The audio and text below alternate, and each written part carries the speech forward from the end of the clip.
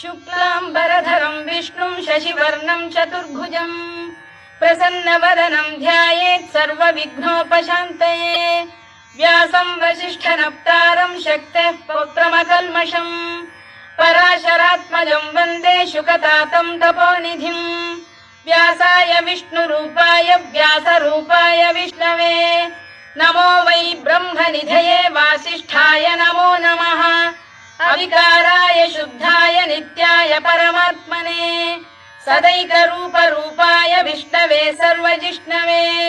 यस्य स्मरणमात्रेण जन्म संसारबन्धनात्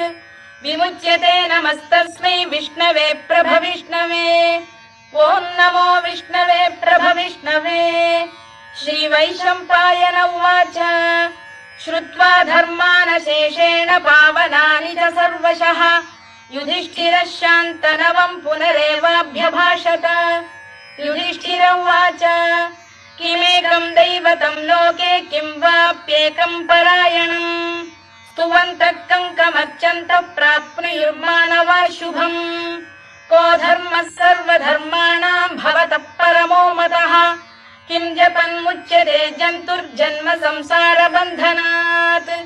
श्रीभीष्म उवाच जगत्प्रभुं देवदेवमनन्तं पुरुषोत्तमम् स्तुवन्नाम सहस्रेण पुरुषः सततोत्थितः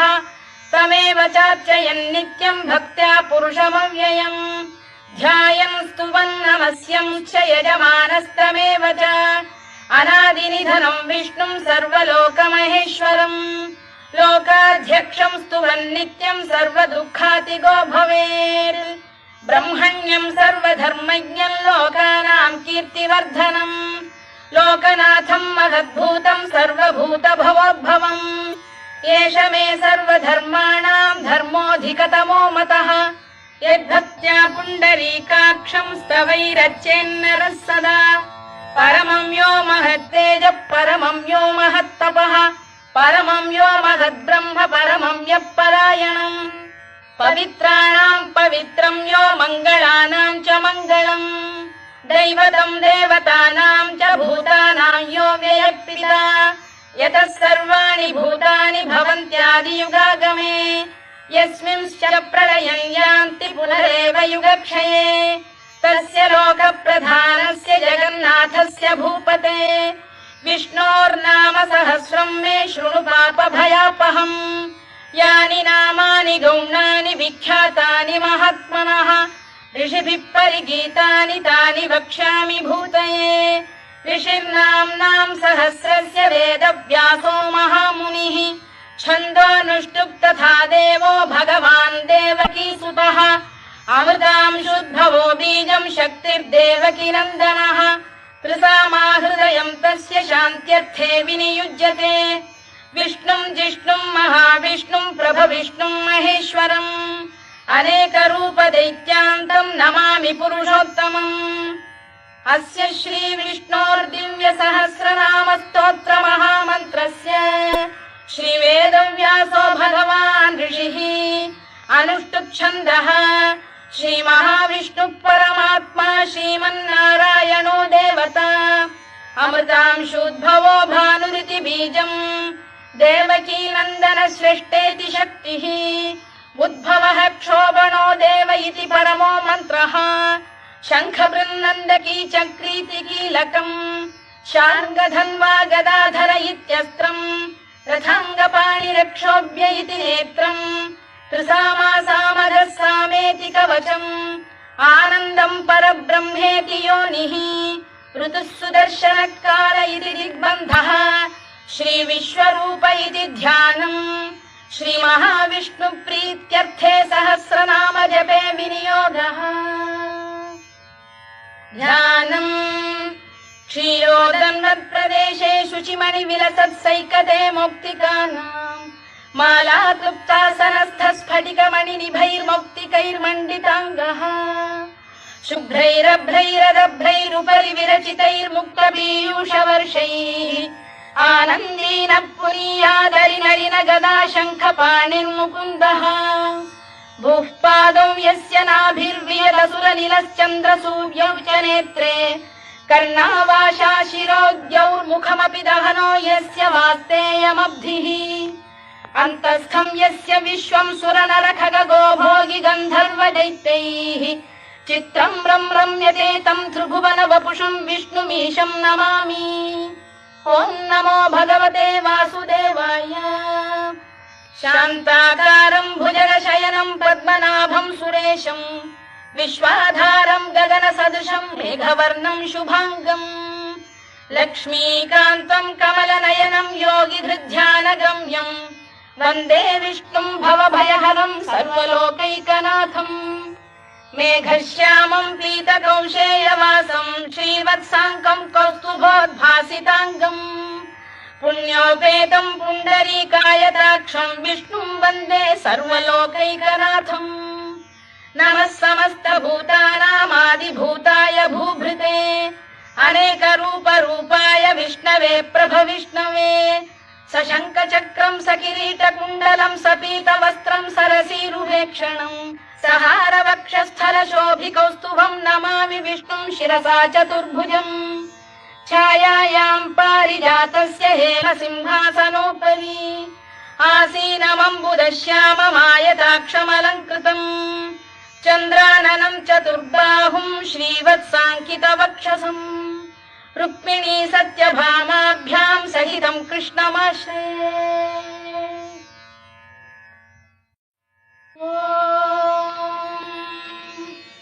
विश्वं विष्णुर्वषत्कारो भूतभव्य भवत्प्रभुः भूतभृद्भावो भूतात्मा भूतभावनः भूतात्मा परमात्मा च मुक्तानां परमागतिः अव्ययः पुरुषः साक्षी क्षेत्रज्ञोऽक्षर एव च योगो योगविदां नेता प्रधानपुरुषेश्वरः नारसिंहवपुः श्रीमान् केशवः पुरुषोत्तमः सर्वशर्व शिवस्थाणुर्भूतादिर्निधिरव्ययः सम्भवो भावनो भर्ता प्रभव प्रभुरीश्वरः स्वयंभूः शम्भुरादित्यः पुष्कराक्षो महास्वनः अनादिनिधनो धाता विधाता धातुरुत्तमः अप्रमेयो ऋषिकेश पद्मनाभोऽमर प्रभुः विश्वकर्मा मनुस्पष्टा स्थविष्ठस्थविरो ध्रुवः अग्राह्यः शाश्वत कृष्णो लोहिताक्ष प्रदर्दनः प्रभूतस्त्रिककुब्धाम पवित्रं मङ्गलं परम् ईशान प्राणद प्राणो ज्येष्ठः श्रेष्ठ प्रजापतिः हिरण्यगर्भो भूगर्भो माधवो मधुसूदनः ईश्वरो विक्रमी धन्वी मेधावी विक्रमक्रमः अनुत्तमो दुराधर्ष कृतज्ञ कृतिरात्मवान् सुरेशः शरणं शर्म विश्वरेताः प्रजाभवः अधः संवत्सरो व्याल प्रत्ययः सर्वदर्शनः अजः सर्वेश्वरः सिद्धः सिद्धिः सर्वादिरच्युतः वृषाकपिरमेयात्मा सर्वयोगविनिसृतः वसुर्वसुमनः सत्यः समात्मा संमितः समः अमोघः पुण्डरीकाक्षो वृषकर्मा वृषाकृतिः रुद्रो बहुशिरा बभ्रुर्विश्वयोनिश्रुतिश्रवाः अमृतः शाश्वतस्थाणुर्वरारोहो महातपाः सर्वगः सर्वविद्भानुर्विश्वक्सेनो जनार्दनः वेदो वेदविदव्यङ्गो वेदाङ्गो वेदवित्कविः लोकाध्यक्षः सुराध्यक्षो धर्माध्यक्ष कृताकृतः चतुरात्मा चतुर्व्यूहश्चतुर्दंष्टश्चतुर्भुजः भ्राजिष्णुर्भोजनं भोक्ता सहिष्णुर्जगदादिजः अनघो विजयो जेता विश्वयोनिः पुनर्वसुः उपेन्द्रो वामनः प्रांशुरमोघः शुचिरूर्जितः अतीन्द्रः सङ्ग्रहः सर्गो धृतात्मा नियमो यमः वेद्यो वैद्यः सदा योगी वीरः माधवो मधुः अतीन्द्रियो महामायो महोत्साहो महाबलः महाबुद्धिर्महावीर्यो महाशक्तिर्महाद्युतिः अनिर्देश्य वपुः श्रीमान् अमे आत्मा महाधृधृत् महेश्वासो महीभर्ता श्रीनिवासः सताङ्गतिः अनिरुद्धः सुरानन्दो गोविन्दो गोविदाम्पतिः मरीचिर्दमनो हंसः सुपर्णो भुजगोत्तमः हिरण्यनाभः सुतपाः पद्मनाभः प्रजापतिः अमृत्युः सर्वदृक्सिंहः सन्धाता सन्धिमान् स्थिरः अजो दुर्मर्षणः शास्ता विश्रुतात्मा सुरारिः गुरुर्गुरुतमो धाम सत्यः सत्यपराक्रमः निमिषो निमिषस्रग्वी वाचस्पतिरुदारधीः अग्रणीर्ग्रामणी श्रीमान् न्यायो नेता समीरणः सहस्रमूर्धा विश्वात्मा सहस्राक्षः सहस्रपात् आवर्तनो निवृत्तात्मा संवृतः सम्प्रमर्दनः अहः संवर्तको वह्निरनिरो धरणीधरः सुप्रसाद प्रसन्नात्मा विश्वधृक् विश्वभुग्विभुः सत्कर्ता सत्कृतः साधुर्जह्नुर्नारायणो नरः असङ्ख्येयो प्रमेयात्मा विशिष्टः शिष्टकृच्छुचिः सिद्धार्थ सिद्ध संकल्पः सिद्धिदः सिद्धिसाधनः वृषाही वृषभो विष्णुर्वृषपर्वा वृषोदरः वर्धनो वर्धमानश्च विविक्तः श्रुतिसागरः सुभुजो दुर्धरो वाग्मी महेन्द्रो वसुदो वसुः नैकरूपो बृहद्रूपः शिपिविष्टप्रकाशनः ओजस्तेजोऽब्जुदिधर प्रकाशात्मा प्रतापनः वृद्धस्पष्टाक्षरो मन्त्रश्चन्द्रांशुर्भास्करद्युतिः अमृतांशुद्भवो भानुः शशबिन्दुः सुरेश्वरः औषधम् जगतः सेतुः सत्यधर्मपराक्रमः भूतभव्यभवन्नाथः पवनः पावनो नरः कामः कामकृत्कान्तः कामः कामप्रदप्रभुः युगादिकृद्युगावर्तो नैकमायो महाशनः अदृश्यो व्यक्तरूपश्च सहस्रजिदनन्तजित् इष्टो विशिष्टः शिष्टेष्टः शिखण्डी नघुषो वृषः क्रोधः क्रोधकृत्कर्ता विश्वबाहुर्महीधरः अच्युत प्रतिथ प्राण प्राणदो वासवानुजः अपां निधिरधिष्ठानमप्रमत्त प्रतिष्ठितः स्कन्द स्कन्दधरो धुर्यो वरदो वायुवाहनः वासुदेवो बृहद्भानुरादिदेवः पुरन्दरः अशोकस्तारणस्तारः शूरः शौरिर्जनेश्वरः अनुकूलः शतावर्तः पद्मी पद्मनिभेक्षणः पद्मनाभोरविन्दाक्षः पद्मगर्भः शरीरभृत् महर्धिर्वृद्धो वृद्धात्मा महाक्षो गरुडध्वजः अतुलः शरभो भीमः समयज्ञो हविर्हरिः सर्वलक्षणलक्षण्यो लक्ष्मीवान् समितिञ्जयः विक्षरो रोहितो मार्गो हेतुर्दामोदरः सः महीधरो महाभागो वेगवानमिताशनः उद्भवः क्षोभणो देवः श्रीगर्भः परमेश्वरः करणम् कारणम् कर्ता विकर्ता गहनो गुहः व्यवसायो व्यवस्थानः संस्थानस्थानदो ध्रुवः परद्धिः परमस्पष्टः तुष्टः पुष्टः शुभेक्षणः रामो विरामो विरतो मार्गो नेयोनयोनयः वीरः शक्तिमताम् श्रेष्ठो धर्मो धर्मविदुत्तमः वैकुण्ठः पुरुष प्राण प्राणद प्रणवपृतुः हिरण्यगर्भः शत्रुघ्नो व्याप्तो वायुरधोक्षजः ऋतुः सुदर्शनकारः परमेष्ठी परिग्रहः उग्रः संवत्सरो दक्षो विश्रामो विश्वदक्षिणः विस्तारस्थावरस्थाणुः प्रमाणम् बीजमव्ययम्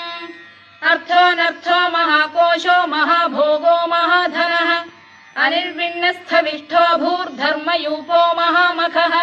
नक्षत्रनेमिर्नक्षत्री क्षमः क्षामः समीहनः यज्ञयुज्यो महेज्यश्च क्रतुः सत्रम् सदाम् गतिः सर्वदर्शी विमुक्तात्मा सर्वज्ञो ज्ञानमुत्तमम् सुव्रतः सुमुखः सूक्ष्मः सुघोषः सुखदः सुहृद् मनोहरो जितक्रोधो वीरबाहुर्विदारणः स्वापनः स्ववशो व्यापी नैकात्मा नैककर्मकृत्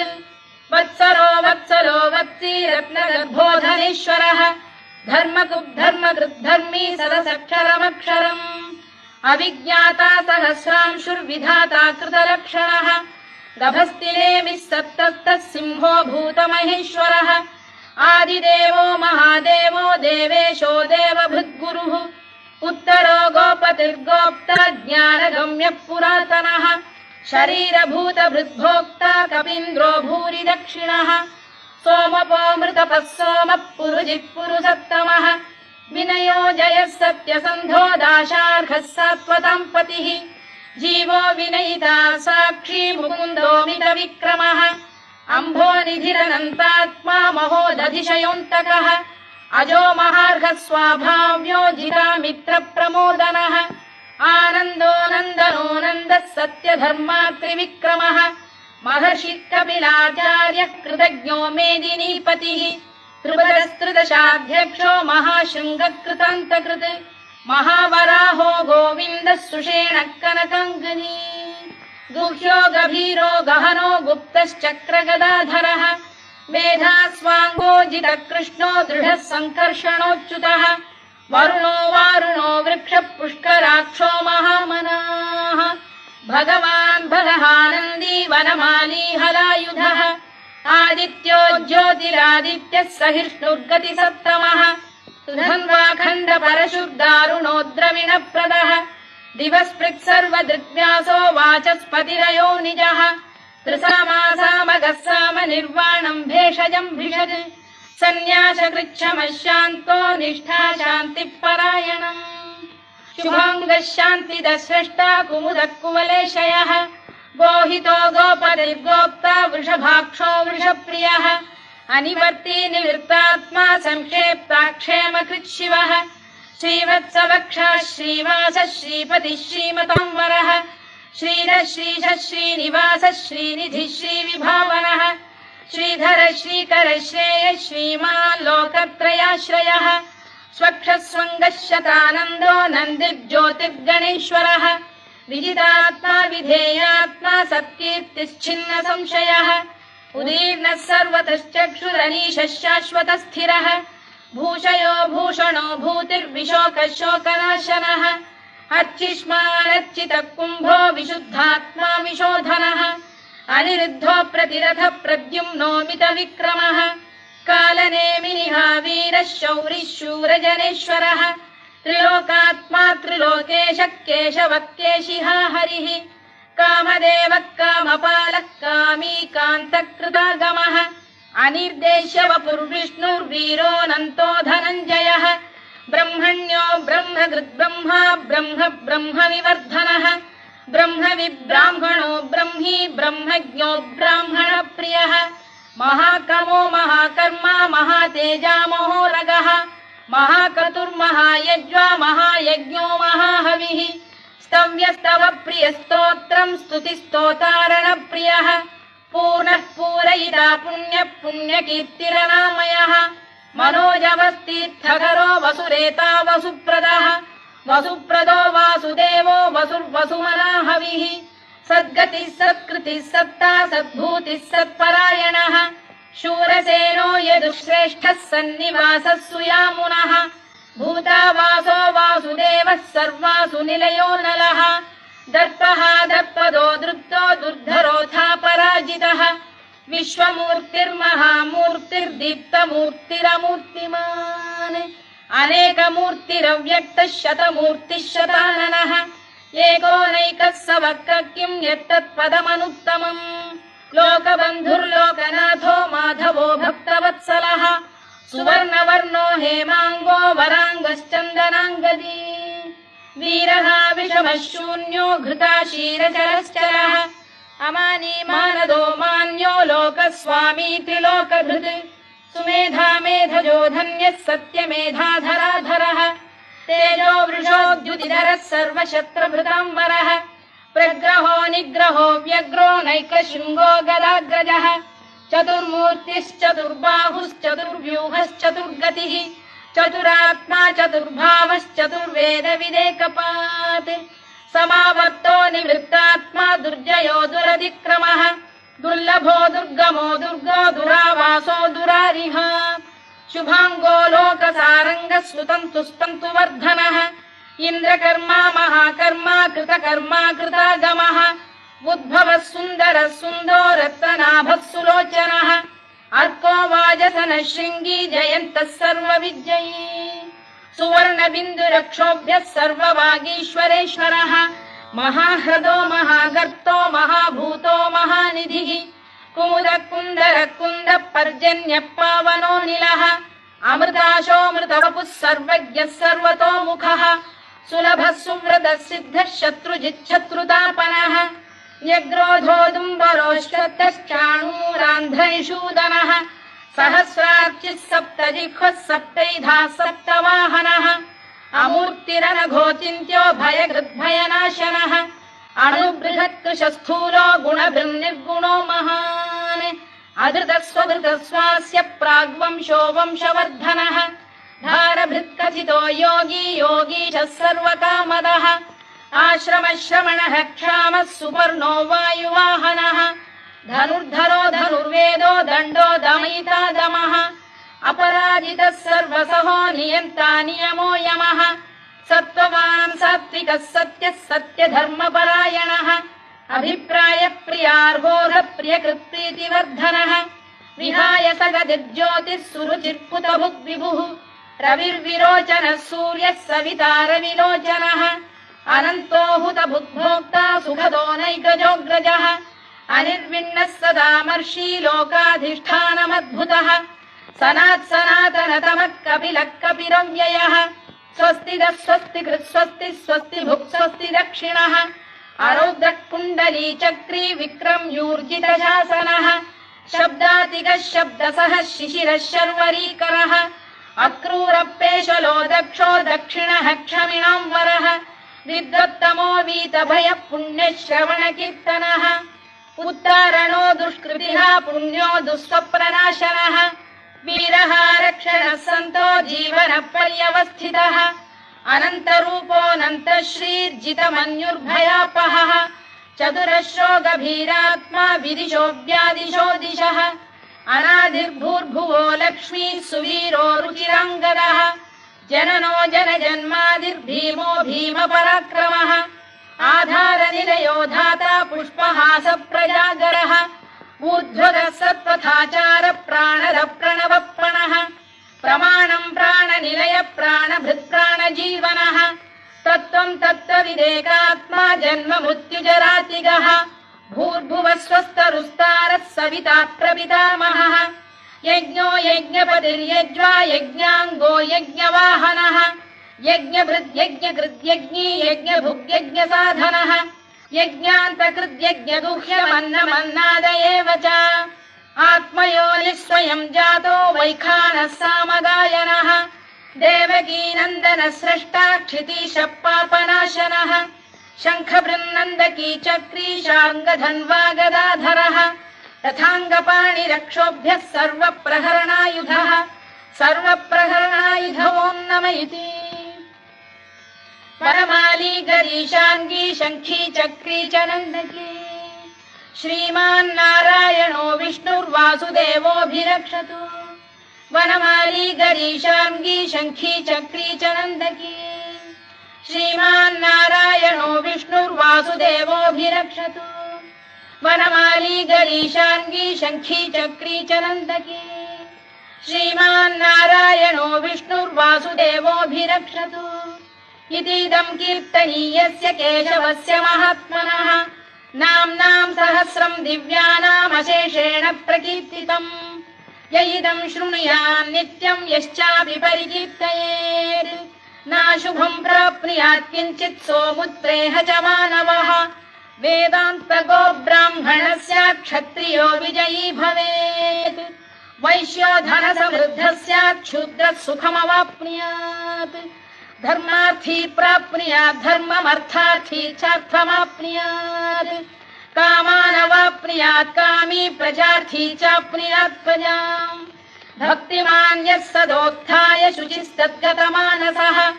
सहस्रं वासुदेवस्य नाम्नामेतत् कीर्तयेत् यशः प्राप्नोति विपुलं याति प्राधान्यमेव च अचलां श्रियमाप्नोति श्रेयः प्राप्नोत्यनुत्तमम् न भयं क्वचिदाप्नोति वीर्यं तेजश्च विन्दति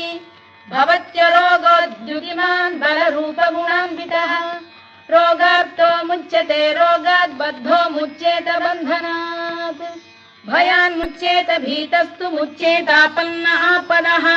दुर्गाण्यतितरत्याशु पुरुषः पुरुषोत्तमम् सुवन्नाम सहस्रेण नित्यं भक्तिसमन्वितः वासुदेवाश्रयो मर्त्यो वासुदेवपरायणः सर्वपापविशुद्धात्मा याति ब्रह्म सनातनम् न वासुदेव भक्तानामशुभम् विद्यते क्वचित् जन्म मृत्युजरा व्याधि भयम् नैवोपजायते इमं स्तवमधीयानः श्रद्धा भक्ति समन्वितः युज्येतात्मसुखक्षान्तिः श्रीधृतिस्मृतिकीर्तिभिः न क्रोधो न च मात्सर्यम् न लोभो न शुभामतिः भवन्ति कृतपुण्यानाम् भक्तानाम् पुरुषोत्तमे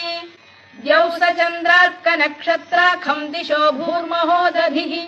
वासुदेवस्य वीर्येण विधृतानि महात्मनः ससुरासुरगन्धर्वम् स यक्षोरगराक्षसम् जगत्वशे वर्ततेदम् कृष्णस्य सचराचरम् इन्द्रियाणि मनो बुद्धिः सत्त्वम् तेजो बलम् धृतिः वासुदेवात्मकान्याहुः क्षेत्रम् क्षेत्रज्ञ एव च सर्वागमानामाचार प्रथमम् परिकल्पते आचार प्रभवो धर्मो धर्मस्य प्रभुरच्युतः ऋषयः पितरो देवा महाभूतानि धातवः जङ्गमा जङ्गमम् चेदम् जगन्नारायणोद्भवम् योगो ज्ञानम् तथा साङ्ख्यम् विद्या शिल्पादिकर्म च वेदाः शास्त्राणि विज्ञानमेतत् सर्वम् जनार्दनात् एको विष्णुर्महद्भूतम् पृथग्भूतान्यनेकशः त्रीन् लोकान् व्याप्य भूतात्मा भुङ्क्ते विश्वभुवव्ययः इमम् स्तवम् भगवतो विष्णोर्व्यासेन कीर्तितम् पठेद्य इच्छेत् पुरुषः श्रेयत् प्राप्तुम् सुखानि च विश्वेश्वरमजम् देवम् जगतः प्रभुमव्ययम् भजन्ति ये पुष्कराक्षम् न ते यान्ति पराभवम् न ते यान्ति पराभवम् ओन्नम इति अर्जुनोवाच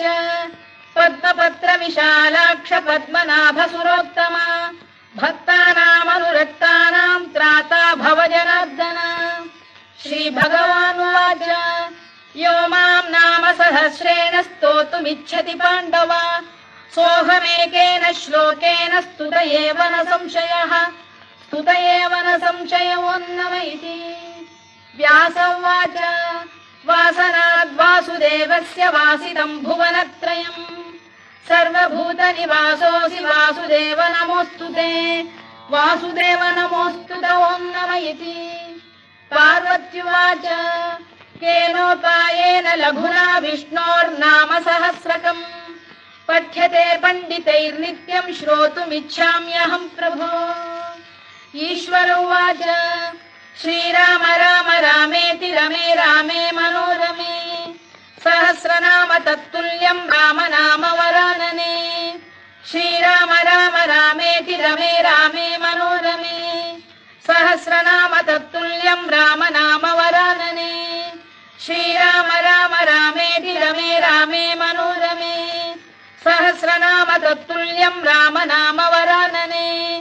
राम नाम वरानन ओम् नम इति ब्रह्मोवाच नमोऽस्त्वनन्ताय सहस्रमूर्तये सहस्रपादाक्षि शिरोरुबाहवे सहस्रनाम्ने पुरुषाय शाश्वते सहस्रकोटियुगधारिणे नमः सहस्रकोटियुगधारिणे नम ओम् नम इति सञ्जय उवाच यत्र योगेश्वर कृष्णो यत्र पार्थो धनुर्धरः तत्र श्रीर्विजयो भूतिर्ध्रुवा नीतिर्मतिर्मम श्रीभगवानुवाच अनन्याश्चिन्तयन्तो मां ये जनाः पर्युपासते तेषाम् नित्याभियुक्तानां योगक्षेमम् वहाम्यहम् परित्राणाय साधूनां विनाशाय च दुष्कृताम् धर्म संस्थापनार्थाय संभवामि युगे युगे आर्ता विषण्णा शिथिलाश्च भीता घोरेषु च व्याधिषु वर्तमानाः संकीर्त्य नारायण शब्दमात्रम् विमुक्त दुःखाः सुखिनो भवन्तु कायेन वाचा मनसेन्द्रियैर्वा बुद्ध्यात्मना वा प्रकृते स्वभावात् करोमि यद्यत् सकलम् परस्मै नारायणायेति समर्पयामि।